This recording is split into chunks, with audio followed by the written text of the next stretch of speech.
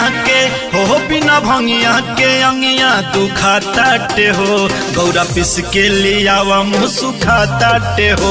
बिना भंगिया के अंगिया दुखाताटे हो गौरा पिस के लियावा मुँह सुखाताटे हो ना जी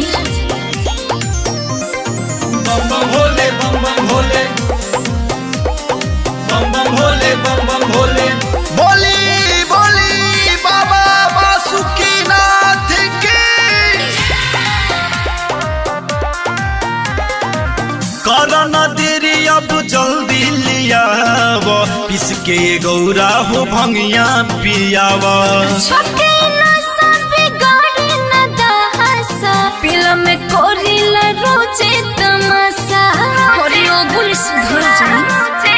हाँ करना देरी अब जल्दी लियावा पिस के गौरा हो भंगिया पियावा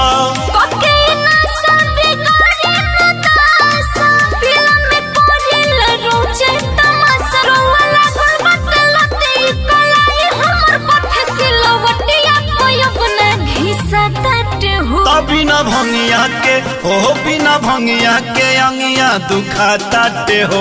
गौरा पिस के पियावा मुँह सुखाताटे हो बिना भंगिया के अंगिया दुखाताटे हो गौरा पिस के लियावा मुँह सुखाताटे हो बोली बोली बाबा भूतनाथ की